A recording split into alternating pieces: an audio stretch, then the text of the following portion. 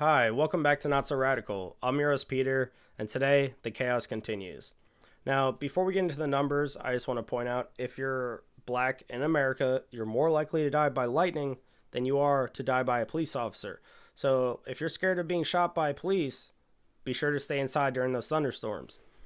But let me just look. In 2019, police shot and killed 1,003 people. Of those people, 250 of those people were black, 405 were white. 55 of them were unarmed suspects, including 25 white people and 14 black people. Now, that doesn't really help your narrative that blacks are being killed by and shot by police at an alarming rate for unjustified shootings. It doesn't really help your agenda at all. And unfortunately, people eat up this narrative and then they preach this narrative, as we can see in this next video here. Now, this video is from the Grammys by Little Baby. It's part of the reason why I don't even watch the Grammys anymore. It's a joke. This year, they had record low numbers for people actually watching the Grammys because nobody really wants to listen to what half these celebrities spew out of their mouth when they have no idea of what's going on in average Joe's life. And of course, I believed it. I didn't have much choice. My 4x4 G63 ain't no more free little Steve. I gave him chance again. I even told him please. I find it crazy the police will shoot you and know that you dead, but she tell you to freeze. If I seen what I seen, I guess that mean hold him down when he say he can't breathe. There's too many mothers just grieving for no reason. Been going on for too long to get easy. Like dogs and hyenas. I went to prison, my mother was courted, my mama was crushed when they said I can't leave. First I was drunk, but I sobered up quick when I heard all that time that they gave it time leave. He got a life sentence plus. We just some products of our environment. How they gon' blame us? You can't fight fire with fire, I know, but at least we can turn up the flames, huh? It's a state of emergency. It's been a hell of a year. Hell for over 400 years. My people, it's time we stand. It's time we demand the freedom that this land promises. President Biden, we demand justice, equity, policy, and everything else that freedom encompasses. And to accomplish this, we don't need allies. We need accomplices. It's bigger than black and white. This is not a trend. This is our plight. Until freedom. Until freedom.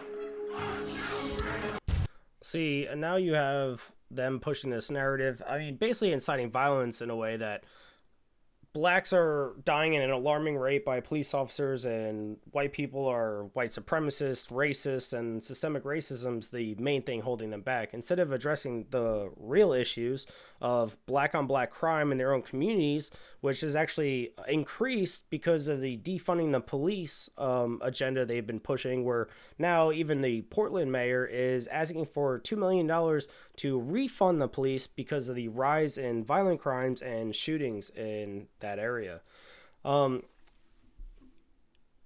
It's alarming that it's okay to push this kind of narrative, because pushing this kind of narrative kind of leads to my next video here.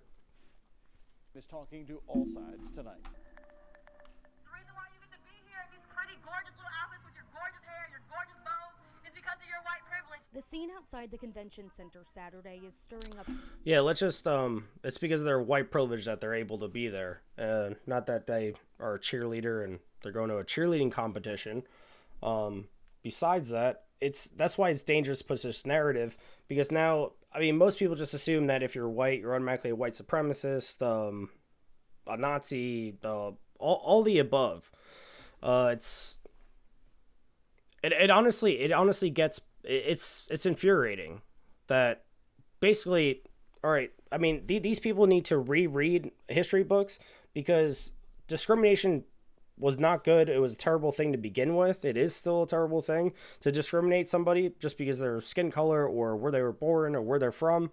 But this discrimination towards whites, especially, it's just basically towards all whites, because it's the narrative the Democrats are pushing, that the systemic racism so bad and the unjust killings of black men by police officers, which is 14 in 2019, unarmed black people were killed. It's so detrimental to society. This narrative, it only causes more violence, more chaos. Let's look here. So in the West Coast cities over the weekend, if you didn't know, probably didn't hear much about it because of the mainstream media. I was honestly surprised to find this stuff on Fox News, to say the least. But these are just some of the weapons they use, crowbars, hammers, bear spray, knives, slugging weapons with rocks, and now these protests and these riots have been going on for a while now. And it's sickening that they're not labeled a domestic terrorist organization, but you can't expect much with a Democrat in office. Now, here, if you miss it, there's also an attack on a federal courthouse, a federal building, just like the state capitol, a federal building in Portland over the weekend because I don't even know what the reason is anymore. I know what they say the reason is, but it's just an excuse for them to start breaking shit and lighting shit on fire. I'm tired of. I honestly, if you believe in the BLM movement at this point, I'm just gonna say you're an idiot, plain and simple. But let's watch the clip.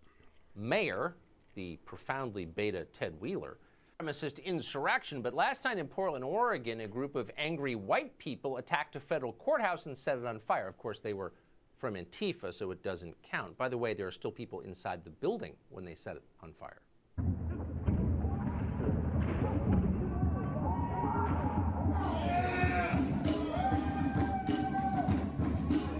Now, I just want to point out, he said it was Antifa and BLM mixed. But also, from Democrats, they won't acknowledge Antifa as a group, let alone a domestic terror organization. While most people still think Antifa is just an idea. So we can't blame them, but BLM's a real group, so I guess they'll have to take the blame for this one.